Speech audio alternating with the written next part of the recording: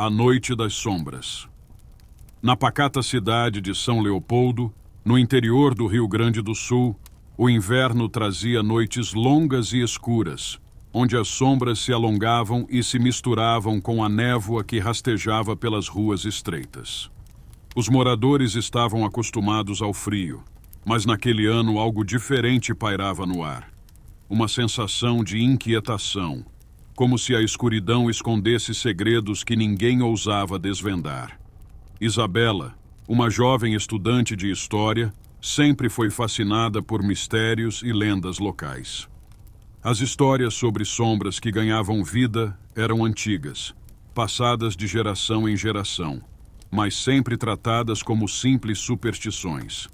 No entanto, uma noite, enquanto estudava em sua casa, Isabela começou a notar algo estranho. A luz da vela sobre sua mesa tremeluziu, e a sombra de sua mão projetada na parede se moveu, mesmo quando ela manteve a mão imóvel. Assustada, afastou-se, mas a sombra continuou a se mover, contorcendo-se de maneira antinatural, como se tentasse se libertar. Isabela sentiu um frio percorrer sua espinha e, pela primeira vez, o medo tomou conta dela.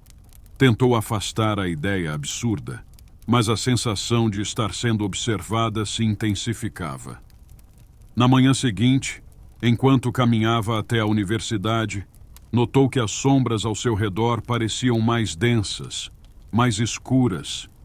Elas se moviam de forma estranha, quase como se estivessem vivas. Outras pessoas na cidade começaram a relatar fenômenos semelhantes. Sombras que se arrastavam pelos cantos das casas, que espreitavam nas esquinas e desapareciam quando alguém tentava focar nelas. Naquela noite, São Leopoldo foi envolta por uma escuridão ainda mais opressiva. As luzes das ruas pareciam mais fracas e as sombras mais profundas. Isabela, agora completamente aterrorizada, trancou-se em seu quarto, tentando ignorar as formas distorcidas que dançavam nas paredes. Mas, conforme a noite avançava, percebeu que as sombras não estavam apenas se movendo, elas estavam se aproximando. Deitada na cama, coberta até o pescoço, Isabela observou com horror enquanto uma sombra mais escura e densa que as outras se destacava na parede à sua frente. A figura parecia humanoide, mas alongada e distorcida, com braços que se esticavam como se quisessem agarrá-la. Isabela tentou acender a lâmpada ao lado da cama, mas a luz falhou, deixando-a mergulhada em uma penumbra ainda mais profunda.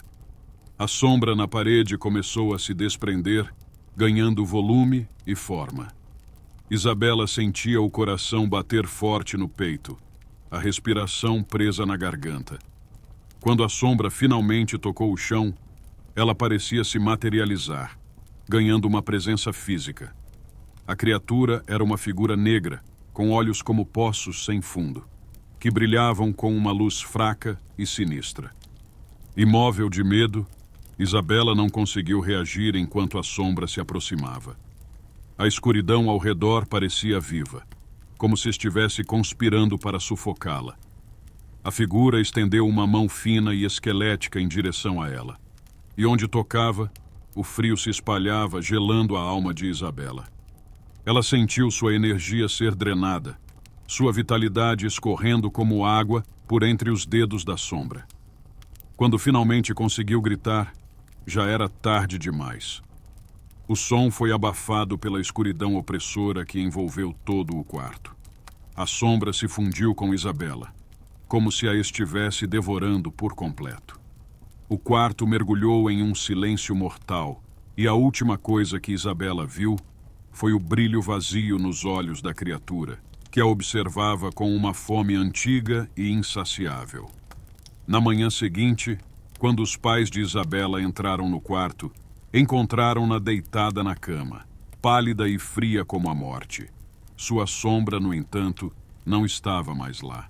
Ela havia sumido, deixando apenas uma mancha escura e inexplicável na parede, como uma marca do que acontecera naquela noite.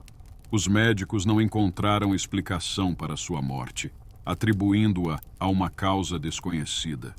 Mas aqueles que conheciam as antigas lendas sabiam que as sombras de São Leopoldo finalmente haviam encontrado uma nova forma de se alimentar.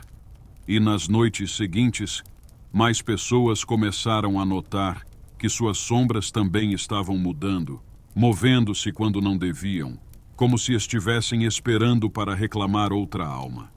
A cidade, agora assombrada por um terror invisível, continuou sua rotina, mas o medo era palpável. As luzes das ruas pareciam mais fracas, e ninguém ousava sair após o anoitecer. Sabiam que as sombras estavam à espreita, silenciosas e famintas, aguardando a próxima noite para fazer mais uma vítima.